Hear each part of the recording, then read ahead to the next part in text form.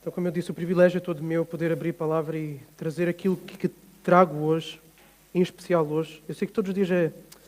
Enfim, eu se calhar penso isso cada vez que vou pregar, mas... Vamos falar sobre arrependimento, ok? E da última vez nós vimos Jesus dentro do Sinédrio, que era o Sinédrio. O Sinédrio era um tribunal, ok? Um tribunal constituído por líderes religiosos, por sacerdotes do povo judaico, ok? Por anciãos do povo, pessoas que lideravam, conduziam o povo em matérias sociais, matérias políticas, matérias económicas, matérias religiosas. E o Sinédrio tentou forjar ali falsas acusações contra Jesus. Porque eles não tinham onde pegar, então quiseram arrumar testemunhas falsas com acusações falsas para poderem condenar Jesus à morte. Eles queriam se livrar de Jesus à força toda. Okay? Então eles forjam testemunhas e chegam a um ponto em que aquilo não dá em nada. Nós vimos isso outra vez. Não dá em nada. Okay? Até que finalmente aparecem duas testemunhas em que aquilo que cada uma fala, que eles tinham que ser ouvidos separadamente, batam com o outro. Okay? Ainda assim a acusação que eles trazem não é suficiente para mandar condenar Jesus. E a acusação que eles trazem é o quê? É que Jesus tinha dito que iria destruir o templo e reconstruir ao fim de 3 dias. Só que não foi bem assim que Jesus disse. Eles pegaram as palavras de Jesus, distorceram o que Jesus disse e arrumaram uma acusação. Só que ainda assim, mesmo com essa acusação distorcida, isso não era suficiente para mandar Jesus para a morte. Então o sumo sacerdote chega a um ponto em que ele diz: olha, Jesus, é assim, eu te ordeno que sob juramento tu digas se tu és o Filho de Deus ou não. E Jesus então confirma que é, mas Jesus vai mais longe. Okay? E Jesus vai dizer que Ele é o Filho do Homem, que está à direita de Deus, e daquele momento em diante eles o verão como tal. E Jesus, já ao falar o que está a falar, Ele está a trazer para cima da mesa um texto, uma profecia lá de trás de Daniel.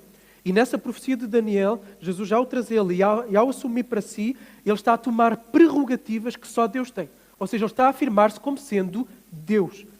E mais, Ele está a afirmar-se como sendo aquele que vai julgar todas as nações da terra.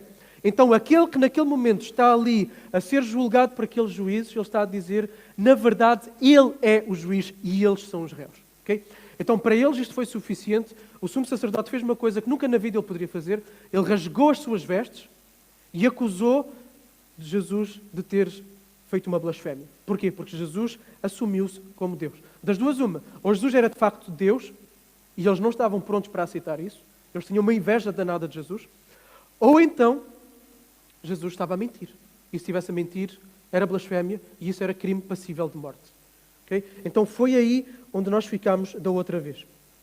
Agora, nós hoje vamos ver Jesus ser levado para Pilatos, para o governador de Roma, porque era Roma quem decretava e quem executava a pena de morte. Mas esse não vai ser o nosso ponto central. Okay? Nós ainda não vamos entrar no julgamento de Pilatos. O nosso ponto central hoje vão ser duas pessoas, duas personagens. Pedro e Judas. Okay? Vamos compará-los nos seus comportamentos, nas suas atitudes e perceber a natureza do verdadeiro arrependimento. O que é o arrependimento? E isto aqui é algo absolutamente vital. É a pedra angular. Que se nós atirarmos, todo o nosso cristianismo cai. Okay? O arrependimento é absolutamente vital para um relacionamento saudável com Deus e, por conseguinte, com os outros também. No verdadeiro arrependimento, quando há arrependimento, como o Daniel já aqui frisou, há cura, há transformação, há libertação, há perdão, há paz com Deus. Okay? Existe isso a partir do arrependimento. Como é que é o verdadeiro arrependimento? Então vamos ver hoje a doutrina do arrependimento. Tá? Então hoje vai ser um pouco mais didático. Okay? Hoje vai ser um pouco mais conceitual, embora façamos também várias aplicações para a nossa vida. Tá? Vamos ver a doutrina do arrependimento e vamos contrastar a vida de Judas e de Pedro. E é fundamental nós resgatarmos esta doutrina, porque embora falemos muito sobre temos que nos arrepender, sobre confessarmos os nossos pecados, embora dediquemos um momento exclusivo no nosso culto para confessarmos os nossos pecados, embora na reunião de oração dediquemos um momento exclusivo para a confissão de pecados, embora façamos isso, na verdade, eu acho que existe uma falta de compreensão do arrependimento na sua profundidade e na sua genuinidade. Okay? Então precisamos resgatar a doutrina do arrependimento. Então é fundamental compreendermos bem, dar-lhe a devida importância na nossa vida, porque eu acredito que nós nos arrependemos muito pouco e muito superficialmente. Arrependemos pouco e arrependemos superficialmente. E daí nós sermos tão carregados com culpa. Muitas vezes carregamos culpa porque não sabemos como nos arrepender. Constantemente somos atrapalhados por pecados que são muitas vezes os mesmos, pecados crónicos que não conseguimos vencer. Porquê? Exatamente por causa disto. Porque não sabemos como nos arrepender verdadeiramente e em profundidade. Muitas vezes vivemos pouca alegria na vida cristã. Somos cristãos que vivemos na superficialidade da alegria que poderíamos viver, que vivemos parece que como os outros, porque não sabemos como nos arrepender. Não somos cheios do Espírito de Deus porque não sabemos nos arrepender. E a lista podia ir, ok? Existe a necessidade de compreendermos o arrependimento. Então precisamos aprender o que ele é. Mateus 26, versículo 69.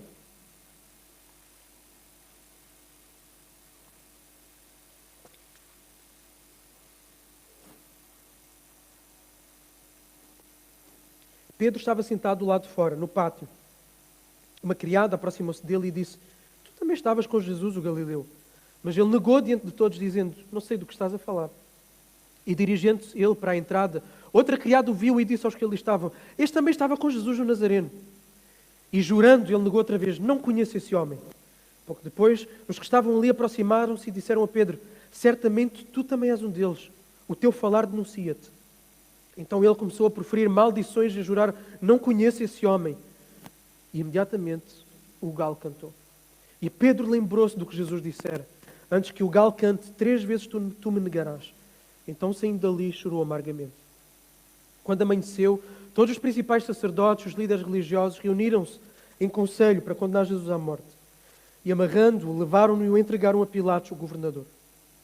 Então, Judas, aquele que o traíra, vendo que Jesus fora condenado, sentiu remorso e devolveu as 30 moedas de prata aos líderes religiosos, dizendo: "Pequei, traindo sangue inocente." Eles responderam: "Que nos importa? Isso é problema teu." E depois de atirar as moedas de prata para dentro do santuário, retirou-se e foi enforcar-se. Os principais sacerdotes pegaram as moedas de prata e disseram: "Não é permitido nós colocarmos no cofre das ofertas, porque é preço de sangue." E tendo resolvido em conselho, compraram com elas o campo de oleiro, para servir de cemitério para estrangeiros. Por isso, até ao dia de hoje, aquele campo é chamado campo de sangue. Cumpriu-se então o que havia sido falado pelo profeta Jeremias. Tomaram as 30 moedas de prata, preço do que foi avaliado, a quem certos filhos de Israel avaliaram, e deram-nas pelo campo do oleiro, assim como me ordenou o Senhor. De outra vez já tínhamos visto que Pedro foi acompanhar Jesus. E que Pedro entrou na casa do sumo sacerdote e Pedro ficou lá no pátio. Pedro foi movido pela curiosidade. O texto diz-nos que ele queria ver o que ia acontecer. Talvez ele esperasse que Jesus sacasse de uma cartada da manga e de repente fosse solto. Talvez fosse só para ver se aquele seria mesmo o fim de tudo. Mas a curiosidade de Pedro foi interrompida por algo que talvez ele não esperasse. Que começassem a olhar para ele com desconfiança e a associá-lo a Jesus. E isso poderia trazer problemas para ele. Porque Jesus era visto como um rebelde, ele, sendo companheiro, podia ser visto como rebelde e Pedro podia ser preso também. Então, assim que começaram a questioná-lo, Pedro disse: "Eu não sei do que é que vocês estão a falar." E assim que ele percebe que começa a surgir este movimento de procurar saber se ele estava com Jesus, ele quer ir embora. E ele começa-se a movimentar para ir embora. Mas assim que ele começa a ir embora, aparece uma criada que o vê, uma empregada, e que o reconhece e diz: "Tu não és um dos que estava com Jesus?" E Pedro agora não só vai dizer: "Não sei o que estou a falar", mas ele vai jurar. Ele vai dizer: "Eu juro que eu não conheço esse homem." E nem diz Jesus. Ele diz: "Eu não conheço esse homem." E depois, 1 hora mais tarde, Mateus não nos diz isso, mas Lucas diz-nos, 1 hora mais tarde, possivelmente a notícia da presença de Pedro ali espalhou-se pela casa e pelos empregados da casa. Eles vão dizer: "Espera aí, tu és um dos que estava com ele. O teu sotaque não engana. O teu sotaque não engana." A mesma coisa, quando há um olhanense, ninguém se engana. Não é, Lara? Onde está um olhanense, a gente sabe que está ali. Onde está um açoriano, sabemos que ali está um. Ok?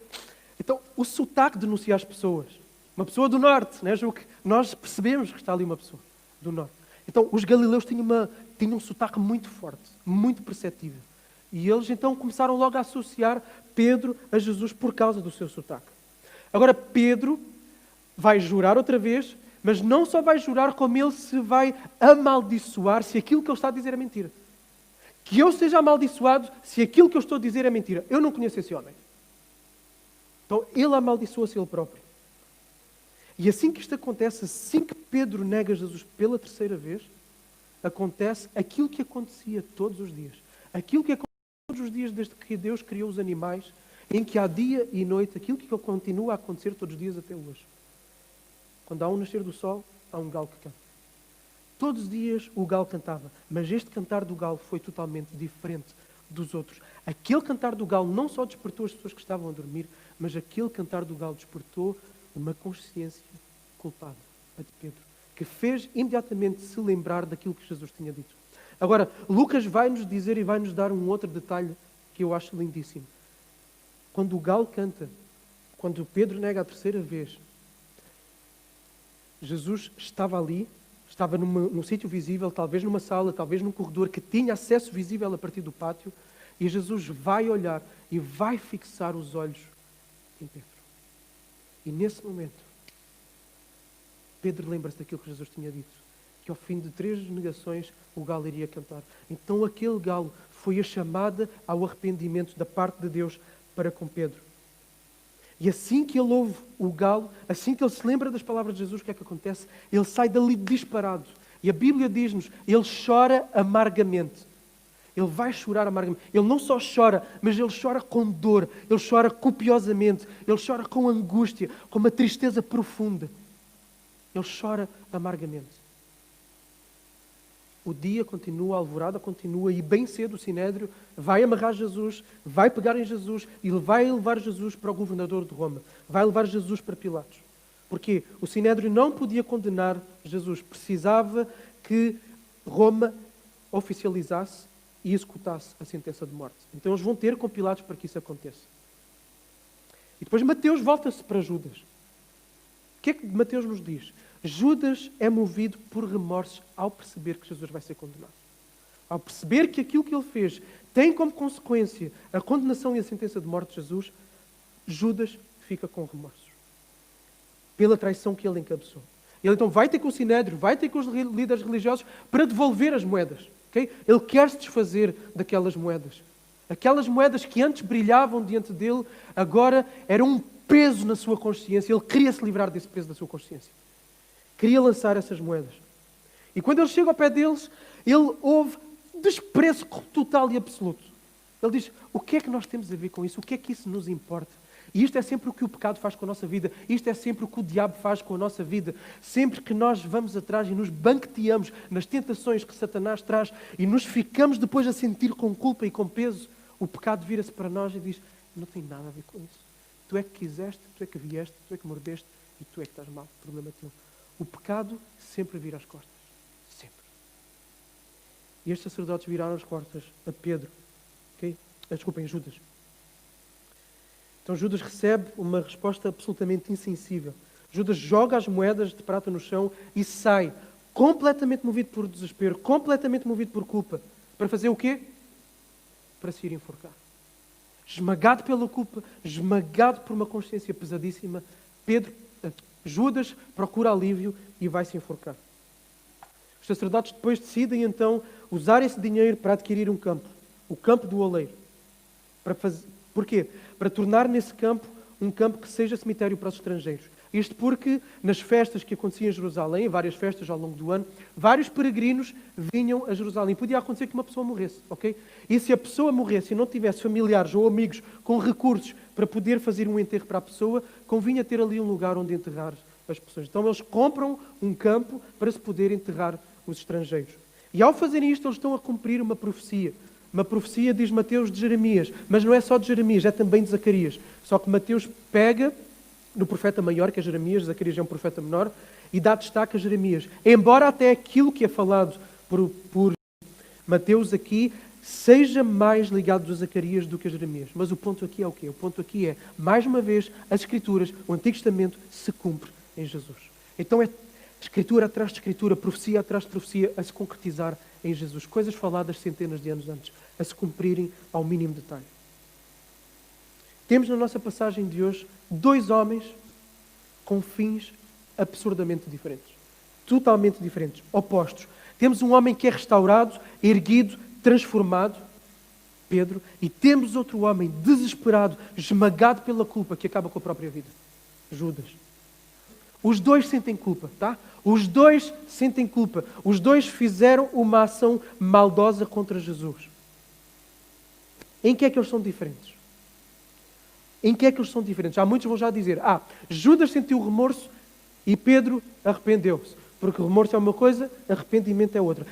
Embora isso seja verdade, não é tão simples assim, ok?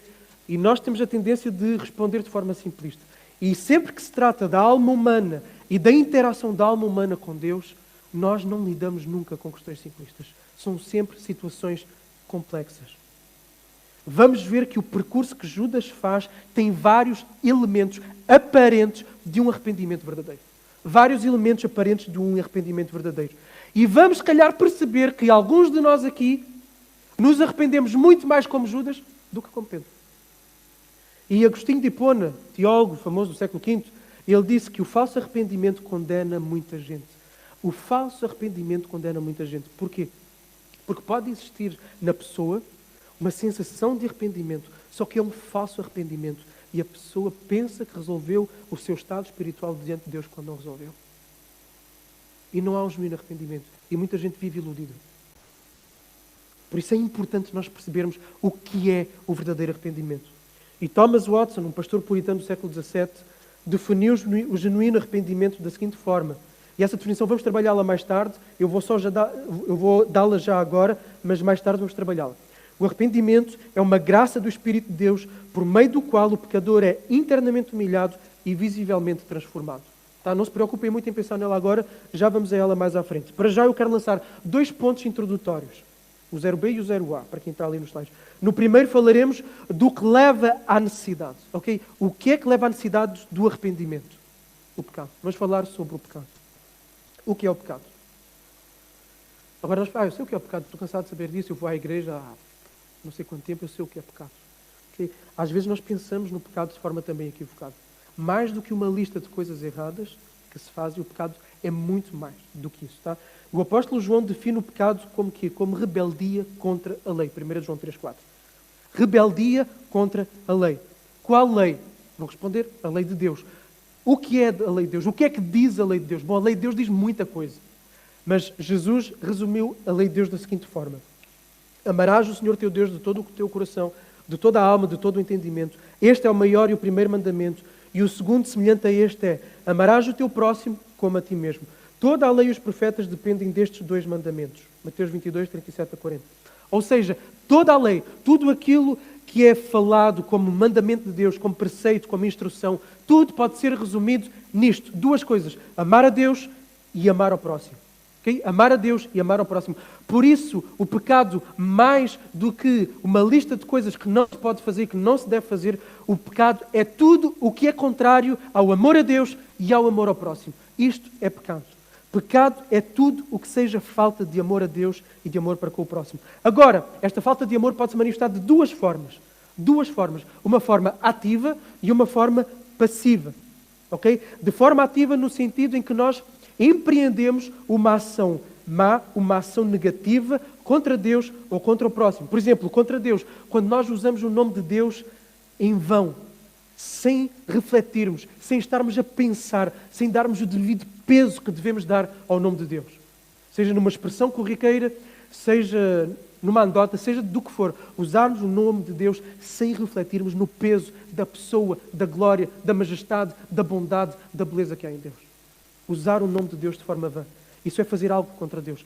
Algo contra uma pessoa, mentir. Quando nós mentimos, estamos a praticar uma ação maldosa contra a pessoa. Estamos a quebrar confiança que existe. Ok?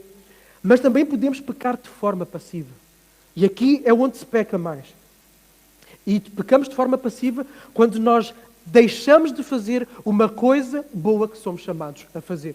Por exemplo, nós somos chamados a adorar a Deus com toda a alma, com todo o coração, com toda a alma, com todo o entendimento, com toda a nossa intensidade, com todo o nosso ser, sem nos distrairmos com nada, sem todo o nosso foco está em Deus, todas as nossas emoções estão em Deus, toda a nossa mente está em Deus. Somos chamados a adorar assim. Quando nós não adoramos a Deus desta forma, estamos a pecar por omissão.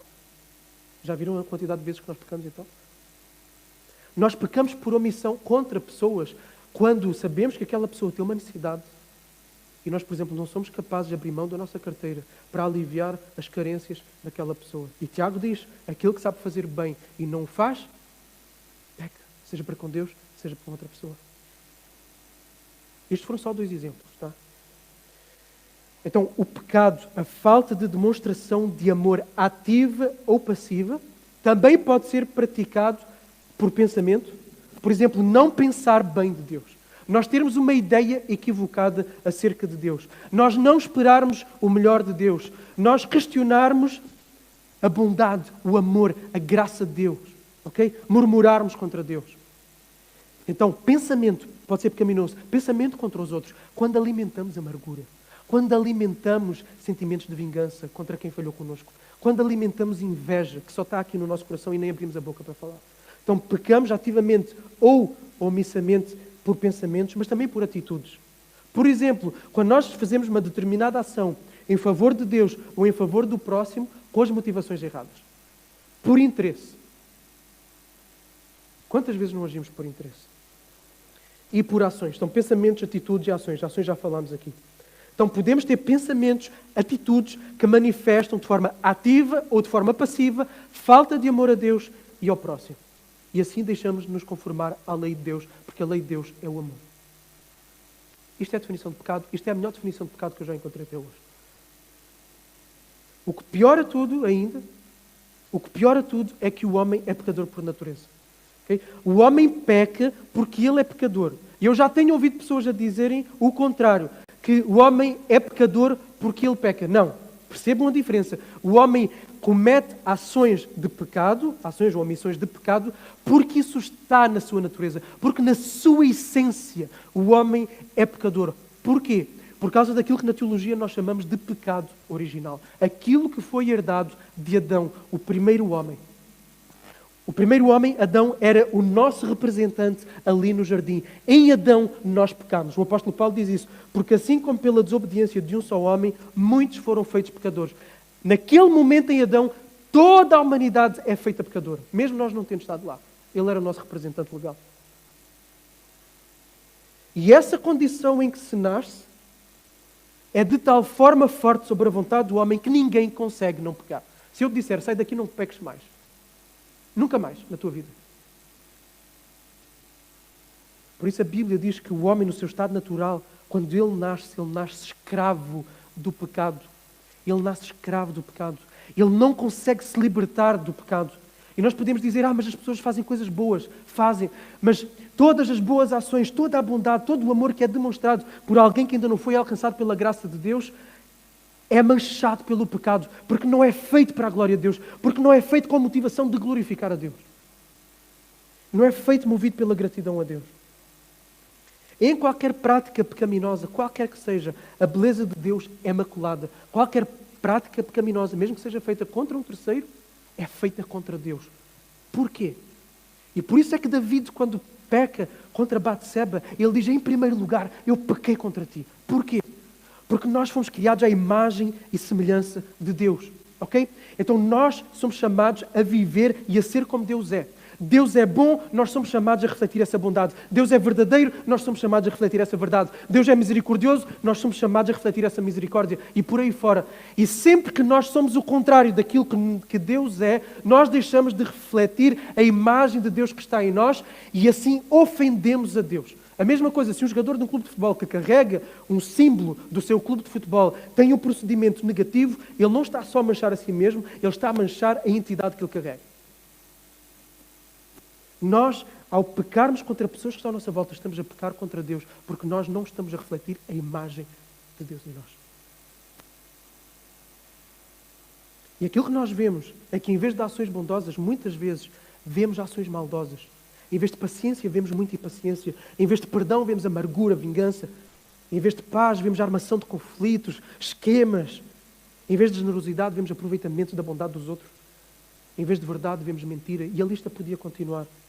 Ou seja, onde há seres humanos, onde há pessoas, há caos, há tristeza, há destruição, há decepção, há marcas profundas que ficam nas pessoas, há opressão, há injustiça, há morte. Onde há ser humano, há tudo isto. Onde há ser humano, há tudo isto.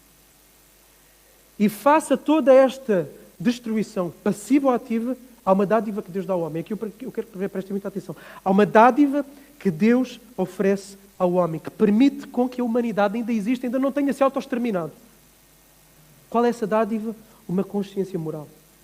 Todas as pessoas de qualquer cultura e de qualquer época têm uma noção daquilo que é o certo e daquilo que é o errado. O apóstolo Paulo fala isso no livro de Romanos. Todos têm uma consciência. Há certas linhas, em qualquer cultura desta terra, há certas linhas em que quando são cruzadas, a própria pessoa sabe que está a agir mal e a sociedade que está à sua volta percebe que essa pessoa está a agir mal. Então há coisas comuns que são condenadas em todas as sociedades, fruto desta consciência que Deus deu ao homem como uma graça comum, uma graça para todos, para que o homem possa continuar a existir, para que coisas boas possam continuar a ser feitas, para que o mal possa ser punido. Agora, por um lado, temos uma consciência que é dada a toda a humanidade, por outro, nós temos um povo que foi escolhido, a quem Deus deu uma lei, para que esse povo pudesse saber o que é amar a Deus e o que é amar ao próximo. Assim, se esse povo vive esse amor a Deus e amor ao próximo, ele torna-se, que era aquilo que era suposto ser, numa vitrine, uma montra de exposição, para que todos os povos à volta possam saber que Deus existe, que Deus é bom, que Deus é justo, que Deus é verdadeiro, que Deus é compassivo, que Deus é todas as coisas boas, e que esses povos pudessem ser atraídos por meio da vivência dessa lei, que nada mais é do que o reflexo do caráter de Deus. Então, tanto a consciência moral quanto o conhecimento da lei, infelizmente, como Israel fez, e como a humanidade faz continuamente, as duas coisas é possível serem fintadas. Ok? Quantos não fintam a consciência? Quantos não fintam a lei de Deus? É possível cauterizar, endurecer a consciência pela maldade presente, parte da natureza em nós. E Pedro e Judas fizeram isso. Eles sabiam, de certeza, que aquilo que eles estavam a fazer era errado. Os dois sabiam que era errado. No entanto, o clímax da ação de cada um contra Jesus não aconteceu sem passar por um processo. Judas, antes de trair Jesus, entregando-o para ser morto, Judas traiu a confiança de Jesus várias vezes. Porque a Judas foi atribuída a responsabilidade de fazer a gestão financeira. E o que é que Judas fazia? Tirava dinheiro para ele próprio. Ele roubava Jesus. Então, antes da grande traição, houve várias pequenas traições.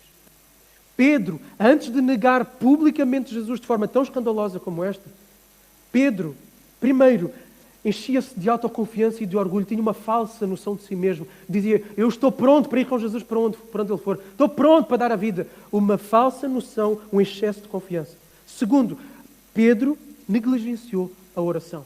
Quando ele foi chamado a orar com e por Jesus no jardim do Getsémani, Pedro dormiu.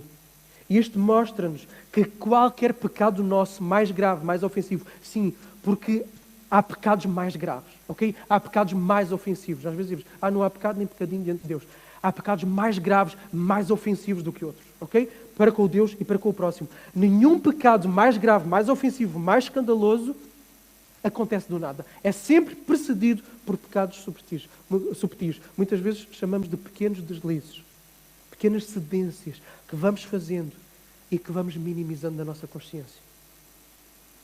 É como se nós estivermos num muro e formos tirando as pedras desse muro, uma a uma. No início não faz nada. São pequenas brechas. Mas se cada vez mais formos tirando, o que é que vai acabar por acontecer com o muro? Cai o muro todo. Então, ninguém cai escandalosamente, abruptamente. Nenhum homem, nenhuma mulher de Deus cai escandalosamente a partir do nada. A partir do nada. Outra coisa importante também a destacar aqui é que a condição pecaminosa é comum a todos. Para pessoas que não creem em Deus, que não colocaram sua fé em Jesus, e para os filhos de Deus. Essa condição pecaminosa é para todos. Agora, existe uma gigantesca diferença entre ambos, ok? Uma gigantesca diferença. O cristão verdadeiro tem uma nova natureza, ok? Ele não é mais escravo do pecado. Quando a tentação, quando o pecado tem uma natureza, ele tem o Espírito Santo diante dele, ele ganhou novos desejos, novas vontades. Ele agora começa a ter repulsa, nojo, vergonha do pecado. E diante de Deus, para quem antes ele era insensível, indiferente, ele agora começa a amar a Deus. Ele agora começa a querer agradar a Deus. E quando ele não o faz, ele fica triste. E ele tem nojo do pecado, ele tem repulsa pelo pecado. Há uma nova natureza. Há uma transformação no relacionamento do cristão em relação ao pecado e em relação a Deus. No entanto, porém, contudo, mas, existe uma velha natureza. Existe uma velha natureza que, embora não escravize mais, vem com cantos de sereia para que os impulsos, os instintos, atrás daquilo que fere o amor a Deus, o amor ao próximo, possa tomar lugar. Então é possível vermos grandes estrondos. É possível vermos grandes quedas também em cristãos. Ok? Não é porque um cristão teve uma queda estrondosa que nós vamos pôr em causa a salvação dessa pessoa. Olhem David, por exemplo. David dormiu com uma mulher que não era dele e para poder ficar com ela mandou matar o marido dela. Eu acho que ninguém aqui mandou assassinar alguém, espero eu. Então, David fez isso. E ainda assim David é chamado o homem segundo o coração de Deus. Okay? O homem segundo o coração de Deus. Todo cristão tem as suas quedas. Todos têm as suas quedas. Umas menores, outras maiores e algumas escandalosas. Agora, nenhuma delas acontece da noite para o dia. Nenhuma. Passa por processos de cedências que se vão fazendo aqui, ali. Passa por tolerância ao pecado que se vai instalando de forma subtil, calada. Coisas que antes nós achávamos, não, isto não está certo. Mas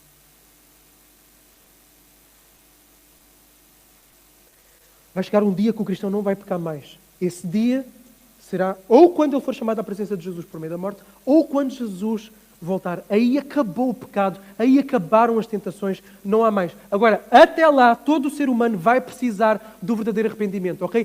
Todo o ser humano precisa do arrependimento, tanto o não cristão como o cristão. O não cristão para poder ser reconciliado com Deus, poder ser perdoado, poder receber a justiça de Jesus e ser tratado por Deus como se fosse o próprio Jesus. Poder ser abraçado por causa da justiça de Jesus. Mas o cristão também precisa do arrependimento. Todos os dias, a fim de poder crescer na sua intimidade com Deus, na sua santidade, no seu amor a Deus e ao próximo. Então, tu que estás aqui nesta manhã, muita atenção, tu podes não ser verdadeiramente filho de Deus. Não tenhas por garantido o teu estado espiritual diante de Deus só baseado em práticas religiosas externas. Porque um dia fizeste uma oração, não quer dizer que és filho de Deus. Porque fazes um estudo bíblico com alguém, não quer dizer que és filho de Deus.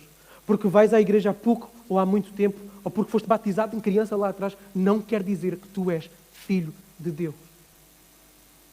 Dê por onde der, ok? Dê por onde der. Se não tiveste uma experiência de verdadeiro arrependimento, não és filho de Deus. Ponto final. Não importa quantas coisas cristãs tu afirmes e tu faças, se não houve uma experiência individual, só tua, de arrependimento, não és filho de Deus. Por isso, presta muita atenção no que vamos aqui falar.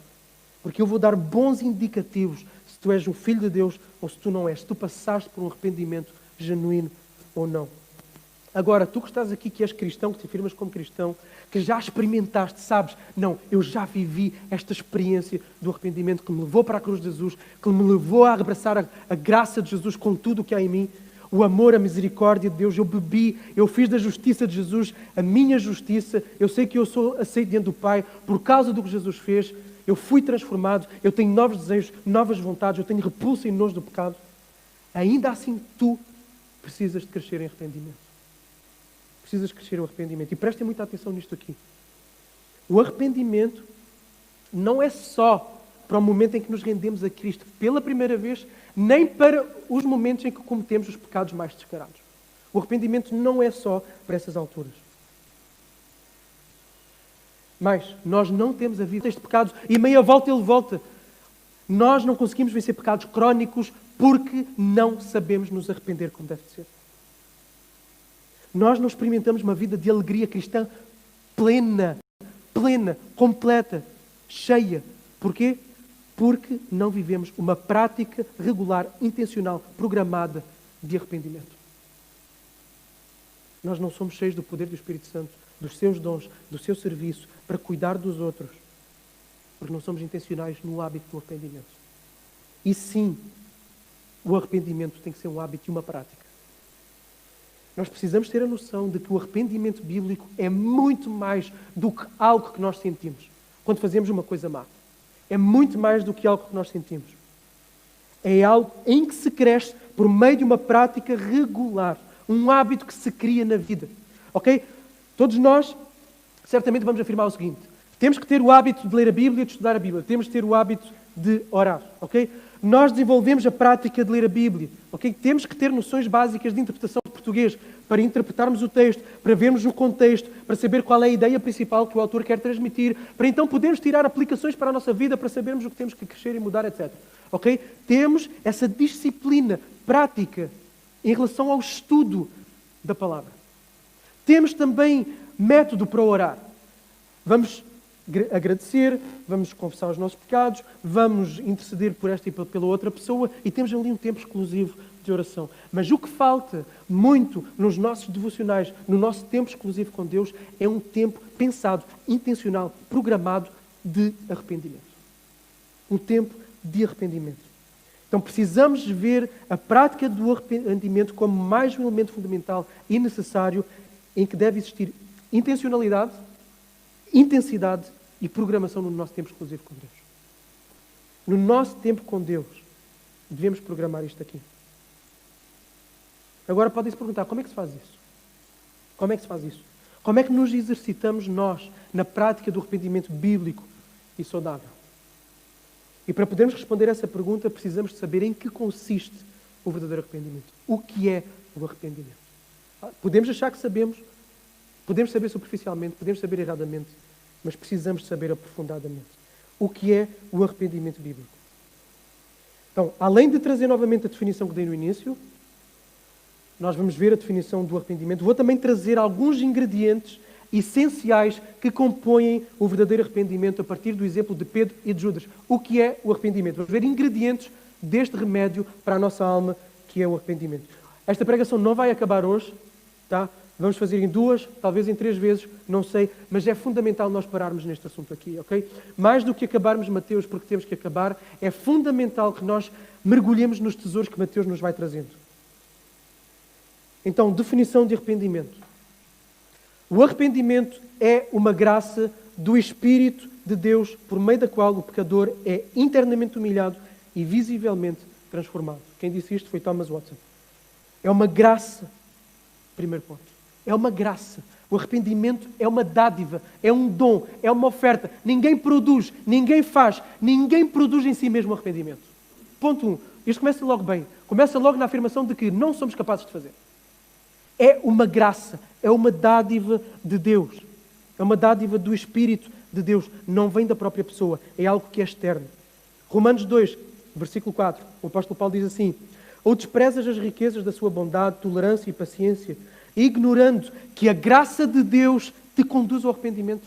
É a graça de Deus que conduz, que leva ao arrependimento, que guia ao arrependimento. Paulo vai dizer em 2 Timóteo 2, 24 a 26, ao servo do Senhor não convém discutir, mas pelo contrário deve ser amável para com todos, apto para ensinar, paciente, corrigindo com mansidão os que resistem, na esperança de que Deus lhes conceda o arrependimento. Paulo está aqui a falar para aqueles que trabalham em prol dos outros, explicando o Evangelho, exortando as pessoas, chamando a atenção delas, sendo amorosas, pacientes, e que depois devem esperar, não que a pessoa se arrependa, embora isso também se espere, mas o foco é esperar que Deus lhes dê o arrependimento, que Deus lhes conceda o arrependimento. Então é Deus, é uma dádiva do Espírito de Deus, o arrependimento. Foi uma dádiva que Pedro recebeu e que Judas não recebeu. Jesus orou por Pedro, Jesus não orou por Judas. Simão, Simão, Satanás pediu para vos peneirar como um trigo, mas eu roguei por ti, para que a tua fé não esmoreça. Quando voltares, fortalece os teus irmãos. Jesus orou pela fé de Pedro. Agora, isto é um mistério, não vamos entrar aí, tá bom? Mas é uma graça, é uma dádiva externa, um dom. Agora, em que consiste esse dom? Em que é que consiste este presente que Deus dá? Na capacidade verdadeira da pessoa ser humilhada internamente. Ou seja, da pessoa perceber a sua condição de estar longe de Deus, da pessoa perceber que é um mendigo diante de Deus, da pessoa perceber que é insuficiente, que a pessoa perceber que ela é dependente, que ela não consegue nada sem Deus, que ela não consegue se aproximar de Deus. Perceber o seu estado de insuficiência. E, segunda parte da definição, ela ser externamente transformada.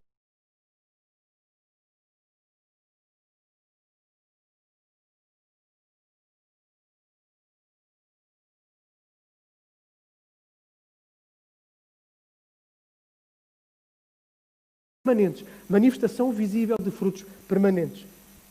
Ao longo da caminhada que vais fazer nos ingredientes,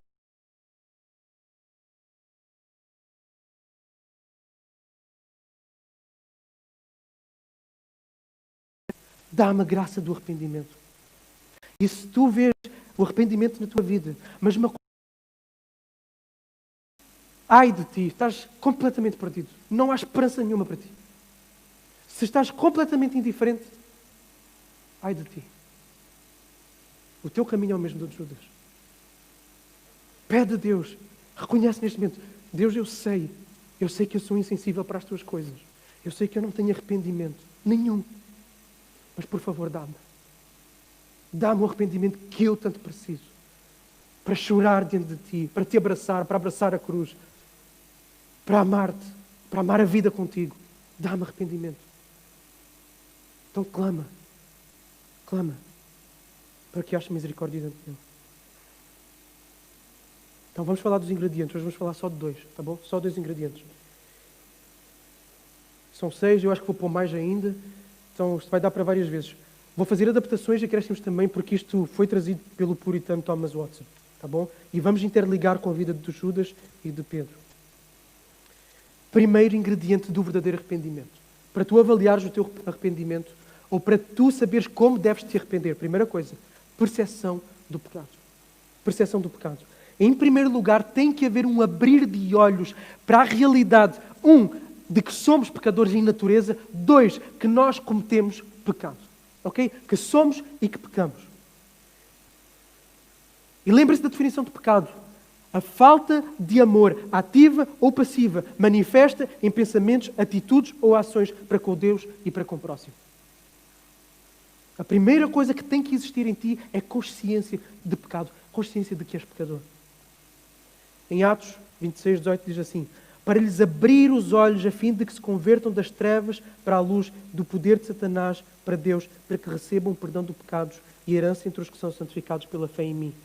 Tem que haver uma abertura de olhos. Caso contrário, não há arrependimento, não há conversão, não há transformação, não há passar da morte para a vida, não há passar do reino de Satanás para o reino de Deus, não há nada. Tem que primeiro haver uma percepção visual e espiritual.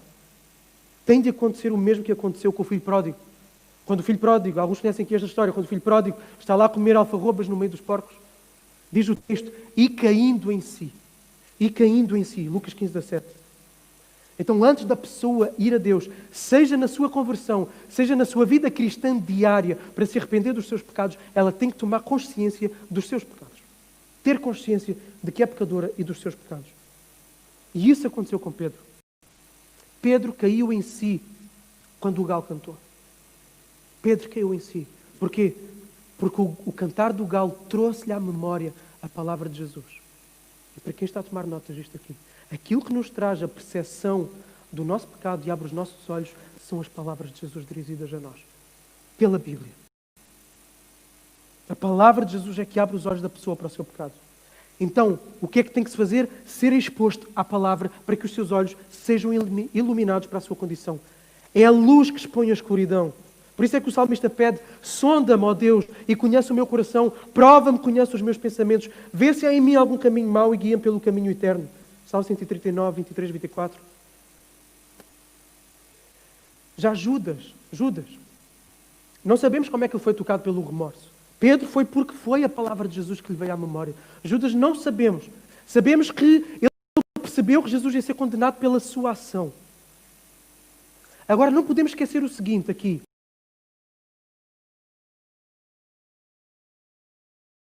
Entre a realidade do arrependimento e aquilo que se parece arrependimento. É que, aquilo que eu disse lá atrás, por isso eu disse para prestarem atenção. Todo ser humano tem uma consciência moral. Todo ser humano sabe aquilo que faz de certo e aquilo que faz de errado. E isso não significa necessariamente que ele está a ser iluminado pelo Espírito Santo para um verdadeiro arrependimento. Agora, aquilo que aconteceu com Judas, não sabemos o que é que foi exatamente. Foi uma culpa geral, foi uma eliminação do Espírito, o texto não nos diz frente é que vão responder.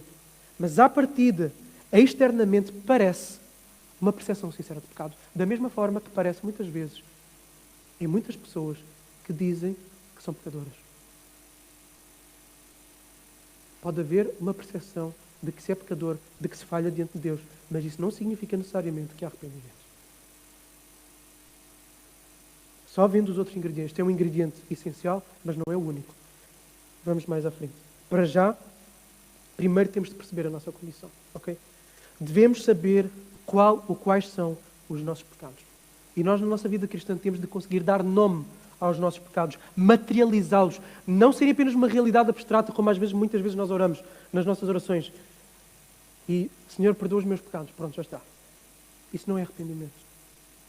Isso não é arrependimento. Temos que ser objetivos. Perdoa as mentiras que eu disse hoje.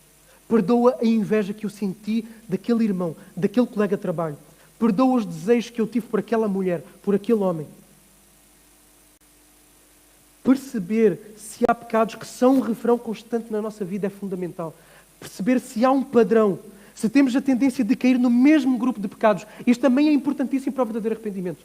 Temos consciência se temos a tendência de cair no mesmo grupo de pecados, na mesma categoria. Desejo de aprovação, mentiras, lascívia, ganância. Então, há categorias nas quais nós podemos ter um padrão de quedas. Será que temos consciência disso? Agora, como é que podemos ter consciência disso? Como vamos abrir os olhos? Por meio da palavra, por meio da oração. Analisar a nossa consciência, passar a nossa consciência a pente fino. Isto é uma prática católica romana que nós acabamos por rejeitar algumas coisas e julgarmos outras coisas fora. Passar a nossa consciência a pente fino. O autoexame, o exame de consciência. Devemos de fazer um exame de consciência constante. Passar o nosso dia a pente fino.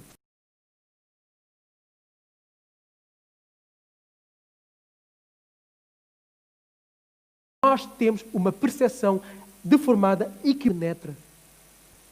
E ela vai no profundo do nosso ser. Ela vai discernir as motivações, as intenções do coração. Agora, dar espaço para a palavra fazer isto não é num devocional de 7 minutos com o cenáculo com o pão diário. Tá, gente? Isso não acontece. Não vai acontecer. A palavra não vai penetrar ali. Só por uma grande obra e graça de Deus, que Deus pode fazer isso. Deus pode nos dar um estrondo e nos quebrar completamente ali.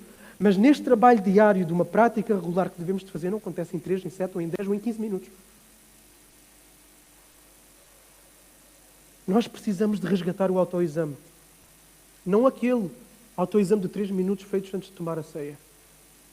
Esse autoexame antes da ceia é o clímax daquilo que deve acontecer durante a semana toda. Um exame de consciência diário, como parte da nossa vida devocional, para começar, para terminar o dia. Vai dar... Isso dá muito trabalho, analisar. Dá trabalho, dá.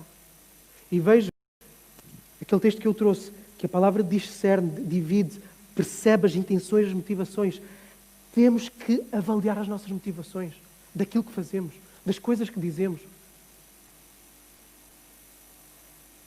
Não há outro caminho. Nós vamos ser miseráveis se fecharmos os olhos a quem nós somos, à realidade do que somos, e vamos fazer a vida daqueles que estão à nossa volta miserável também. Porque quando nós não resolvemos os nossos pecados, quem sofre por causa do nosso pecado é quem está mais próximo. É o nosso marido, é a nossa esposa, são os nossos filhos, são os nossos colegas de trabalho. Quem se cruza connosco é quem sofre mais nas nossas mãos. Então, se nós não temos esta vida, esta prática de autoexame, de confissão e de abandono de pecado, quem vai sofrer é quem está à nossa volta. E nós somos muito superficiais nisto e até nos achamos bons cristãos porque vamos à igreja uma vez por semana.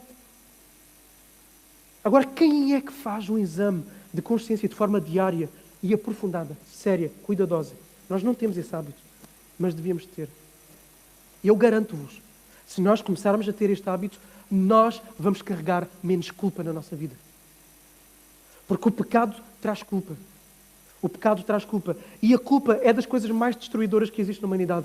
E Freud, e atenção que eu não sou a favor da psicanálise, não vou com Freud, mas Freud aqui acertou em cheio. Freud mostra o como a culpa é completamente destrutiva. Destrói a vida de uma pessoa. E é o início de várias patologias. Ok? A culpa rebenta com uma pessoa. E muitos cristãos carregam culpa porque não sabem como se arrepender, porque não vão à raiz dos seus pecados, porque o pecado manifesta-se exteriormente. Ok? Nós tomamos uma determinada ação pecaminosa, uma explosão de ira, por exemplo. Temos uma explosão de ira contra alguém, perdemos a paciência com alguém. Agora, esse é um pecado, sim, mas nós não vamos resolver esse pecado enquanto não tivermos a percepção, a visualização do pecado arraigado que está por debaixo e que comanda esse outro pecado que está à superfície. Por exemplo, o desejo de que tudo seja feito da minha forma e no meu tempo. Isso vai fazer com que, quando isso não acontece dessa forma, eu vou explodir aí. Então, nós temos que começar a cavar, a ver as intenções, a ver as motivações, a ver tudo o que está para trás. Ir até à raiz. E a palavra de Deus faz isto. A palavra de Deus abre os nossos olhos para isto. Agora, não fiquemos iludidos que isso se faz num devocional da leitura do pão diário em 3 minutos.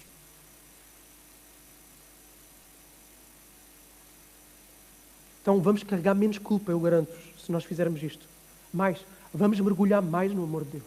Porque ao percebermos que pecado está por todos os nossos poros, está por todo o lado, o que é que nós vamos querer fazer? Nós vamos querer mergulhar no amor, na graça, no perdão infindável, na esperança que é em Jesus Cristo. Então nós vamos mergulhar mais no amor, vamos ter mais certeza do amor de Deus. A cruz de Jesus, a pessoa de Jesus vai brilhar mais diante dos nossos olhos. Nós vamos amar mais Jesus, nós vamos esperar mais em Jesus, nós vamos obedecer mais a Jesus, vamos querer nos dedicar completamente a Ele. As nossas afeições vão vir. Quando nós cantarmos, não vamos cantar indiferentes. Porque Jesus brilha diante dos nossos olhos. A graça brilha diante de um céu escuro do pecado. Mas se nós não temos consciência desse céu escuro, não vamos ver o brilho da graça. Por isso precisamos da consciência do nosso pecado. Então vejam só o que nós estamos a perder. Livrar de culpa, mais amor a Deus, mais afeições por Deus, mais intensidade no serviço a Deus, mais obediência. Como é que nós vamos lutar contra pecados se não souberes, por exemplo, o contexto em que eles surgem? O pecado surge... E isto só vem se nós analisarmos o nosso dia, se nós analisarmos o contexto do pecado. Se nós formos ver, aqueles de nós que já têm procurado fazer esse trabalho connosco próprios, naqueles pecados, especialmente os recorrentes, nós vamos perceber que há determinados contextos, há determinadas cordinhas que são puxadas, há determinadas teclas que são carregadas em nós que faz com que aquilo venha ao de cima. Okay? Então, há contextos que trazem o pecado. Então, nós, ao fazermos este tipo de análise, vamos perceber quais são esses contextos para podermos, então, começar a tratar a coisa de fundo, de raiz. Os evangélicos, ao rejeitarem a prática católica romana da confissão perante um padre como um sacramento, e fizeram bem em rejeitar isto, infelizmente, superficializaram o hábito da prática necessária do exame de consciência. Isso foi banalizado, foi jogado fora. Jogaram fora o bebê junto com a água do banho, como em bom brasileiro. Então começa este hábito esta semana. Amanhã, segunda-feira, passa o dia a pente fino, no final do dia. Pensa nas tuas ações e em oração. O Espírito Santo vai começar a fazer pesar aqui, ali, e começa a destrinçar, começa a perceber, começa a ver as motivações por trás. E só te vai fazer perceber uma coisa. Tu és pecador e precisamos tanto da graça de Jesus. E tu vais amar mais ainda Jesus. Tão simples. Segundo, para terminarmos, isto é rápido, está? Segundo ingrediente. Não só deve existir uma consciência do pecado, de que tipo é, como é que ele normalmente surge, o que é que o alimenta, etc. Mas o ingrediente seguinte é obrigatório. Sentir tristeza, pesar, angústia pelo pecado em nós. Tanto pela presença da natureza pecaminosa geral, quanto pelos pecados concretos que nós cometemos no nosso dia-a-dia. Zacarias 12:10 diz assim: mas derramarei o espírito da graça e de súplicas sobre a casa de David, sobre os habitantes de Jerusalém. Eles olharão para aquele a quem trespassaram e prantearão como quem pranteia por seu único filho e chorarão amargamente por ele, como se chora pelo primogênito. É exatamente isso que vemos em Pedro. Assim que o galo canta, assim que a palavra de Jesus vem a ele, assim que ele percebe aquilo que ele fez, ele vai a correr e ele chora amargamente. Um choro doloroso, um choro forte, um choro sentido, um choro profundo. O mesmo choro de uma prostituta que se encontra com Jesus. Havia uma mulher pecadora na cidade. Quando soube que Jesus estava à mesa na casa dos fariseus, ela trouxe um vaso de alabastro e perfume. E pondo-se atrás dele, chorando aos seus pés, começou a molhar-lhe os pés com as lágrimas e enxugá-los com os cabelos e beijava-lhe os pés e derramava o perfume sobre eles. ela sabia quem ela era. E ela chorou por causa da sua condição. Sem a consciência da ofensa e do grau da ofensa não pode haver este lamento. Por isso que é fundamental fazermos esta análise, este autoexame, para percebermos o grau da ofensa, porque se não percebermos o grau da ofensa, não vamos lamentá-lo o suficiente a fim de abandoná-lo. Nunca. Precisamos perceber o grau da ofensa para chorar a ofensa. Então tem de existir este pesar, não superficial, mas profundo. E Judas, nós vemos Judas desesperado, sim. E mais uma vez vemos aqui a culpa, e aquilo que a culpa pode fazer numa pessoa. E o que é que Judas faz? Judas, fruto do desespero, fruto da sua consciência pesada, ele se sente perturbado pelo seu pecado, da mesma forma que Pedro sentiu. Só que o alívio que Judas vai buscar é outro. A morte. O suicídio. O lamento pelo pecado deve ir além do lamento por aquilo que se fez, mas contra quem se fez. Na verdade, é isso que atribui o verdadeiro lamento, a noção de que se ofendeu alguém em concreto, que se feriu alguém em concreto. Mas o desespero e a agonia diante do pecado não pode ser por causa do medo da consequência que podemos vir a passar por causa daquele pecado. Não pode ser por causa da consequência que podemos vir a viver. Judas sabia que aquilo que ele fez era passível de morte. Judas sabia que ele era amaldiçoado por ter aceito dinheiro para entregar a alguém. Ele seria amaldiçoado à luz do Antigo Testamento por causa disso. A tristeza pelo pecado tem de ser pela ofensa que o pecado é e contra quem é, e não pode ser por causa da consequência que se pode sofrer por causa do pecado, ok? Porque aí, se for por medo da consequência, isso é puro egoísmo. Puro egoísmo. Se for por medo da consequência, é uma questão de autossobrevivência, de autopreservação. A pessoa só está a pensar nela. Ela sente-se mal por causa daquilo que ela pode vir a sofrer. E no arrependimento a pessoa sente-se mal por causa daquilo que fez no outro. Seja em Deus ou seja no próximo. E isto é o ponto fulcral da diferença. Outro aspecto é que há dois tipos de tristeza da culpa apresentados aqui por Paulo. Pois a tristeza, segundo a vontade de Deus, produz o arrependimento que conduz à salvação, o qual não traz remorso, mas a tristeza do mundo traz a morte. 2 Coríntios 7:10. O pecado sempre traz tristeza. Ponto final. Sempre traz. Resta saber se a tristeza é pelo facto do pecado ser pecado ou se é apenas porque é a nossa consciência que está a pesar, a consciência que toda a gente tem, do certo e do errado. Se for pelo facto do pecado ser pecado, por ter ferido a bondade de Deus, e Deus para nós é precioso, Deus para nós é amável, é digno, é majestoso, e sentirmos mal, sentirmos culpados por causa disso, então essa tristeza vai gerar vida. Já se for por outro motivo qualquer, essa tristeza vai gerar morte. Foi isso que aconteceu com Judas. Gerou morte. Judas procurou o suicídio. E o suicídio sempre é autocentrado. É uma busca de alívio, sim, mas é a procurar alívio para si mesmo. E aqui está toda a diferença. Judas procurou o alívio pela morte. Pedro procurou o alívio na esperança que ele tinha do seu mestre, em Jesus. E nós vemos duas ações completamente opostas. Judas isola-se, tá? Pedro não. Pedro procura os discípulos. Mais tarde vamos encontrar Pedro junto dos discípulos.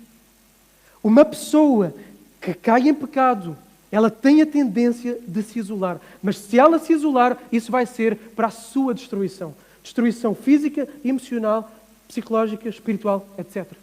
Por isso é que é importante nós desenvolvermos amizades significativas de companheirismo e de discipulado mútuo entre uns e outros, para que quando um de nós cair em pecado, e pode ser escandaloso, nós irmos lá e puxarmos a mão. Nós não nos isolarmos e procurarmos os nossos amigos. De verdade, que sabemos que não nos vão lançar com o chicote em cima, mas saber que eles são feitos da mesma fibra que nós.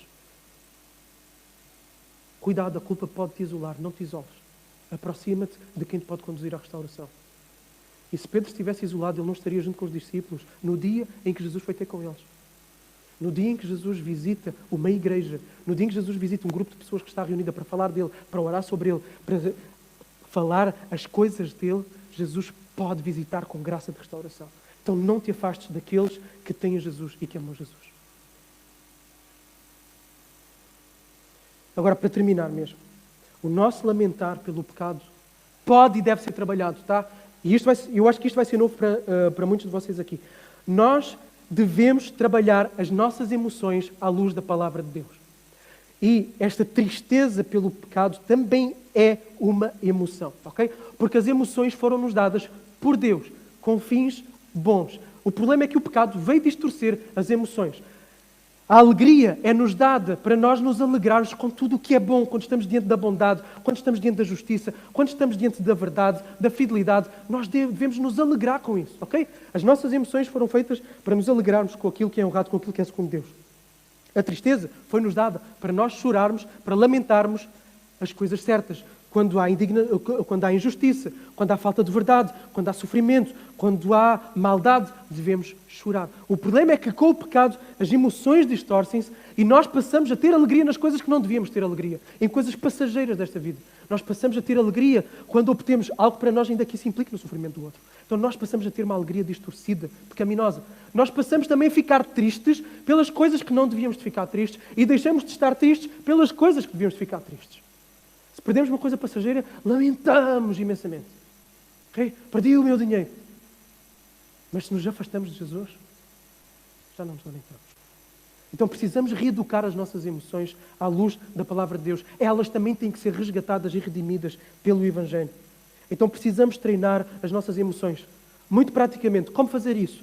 Colocar dentro dos nossos olhos a beleza de Deus, os seus atributos, quem Ele é, aquilo que Ele faz, aquilo que Ele fez por nós, quem Jesus é, aquilo que Ele fez por nós, o sofrimento horrendo, horrível que Ele passou na cruz do Calvário, as promessas de paz, de perdão, de esperança que Ele nos dá, as promessas da eternidade. Devemos colocar tudo isto, todas as belezas, todas as perfeições de Deus, continuamente, diariamente, diante dos nossos olhos. Para quê? Para que o nosso coração comece a aquecer, para que o nosso coração deixe de ser sensível, para que o nosso coração comece a se entusiasmar, a se deslumbrar, a se alegrar com quem Deus é, com aquilo que Ele faz e com as coisas de Deus.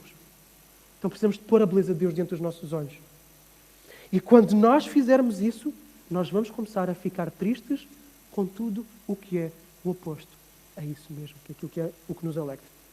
Vamos começar a nos entristecer onde não há bondade, onde não há amor ao próximo, onde não há cuidado, onde há injustiça, etc. Em nós e nos outros. E aí vamos ver os nossos corações pesarosos por causa destas ações pecaminosas. Agora, quantos de nós é que faz esse trabalho com as nossas emoções? Não é? Mas esta é a beleza da pregação do Evangelho. É que ela nos traz tudo quanto nós precisamos. Tudo quanto nós precisamos. Então, aquilo que a palavra de Deus nos trouxe aqui hoje é muito precioso. Mas muito precioso mesmo. Ouve outra vez a pregação. Se quiseres que eu envie as notas, eu envio as notas. É muito precioso.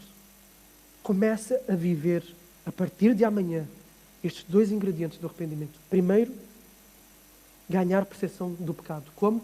Fazendo um exame, passar a pente fino a tua vida, a tua consciência, analisar tudo. Segundo, trabalhar o teu sentimento de pesar, de tristeza pelo pecado. Reeduca as tuas emoções. Reeduca as tuas emoções. Tá? Vamos orar. Senhor Deus, muito obrigado pela tua palavra. Obrigado, Senhor. Obrigado porque tu nos dás tudo quanto nós precisamos mesmo. Obrigado por estes tesouros. Senhor, queremos te pedir em primeiro lugar, se há quem aqui esteja no precioso, no bendito, no poder do nome de Jesus, se há quem aqui ainda não se tenha arrependido, concede o arrependimento, por favor, Jesus. Há mães, há pais aqui que oram pelos seus filhos que ainda não se arrependeram. Senhor, faz descer o teu arrependimento sobre eles, Deus. Trabalha, gera arrependimento, Senhor. Abre os olhos para que vejam a feiura que o pecado é. Que vejam a destruição que trazem a si mesmos e àqueles que estão à sua volta. Que percebam o seu estado de necessidade, de insuficiência diante de ti. E que vejam a gloriosa, bendita graça que é oferecida, o perdão imerecido, o amor de Deus, que não importa o que já tenha sido feito, não importa o mal já produzido, é uma graça que está disponível e que é infinita. Senhor, que haja arrependimento verdadeiro aqui, Jesus, eu peço, suplico-te.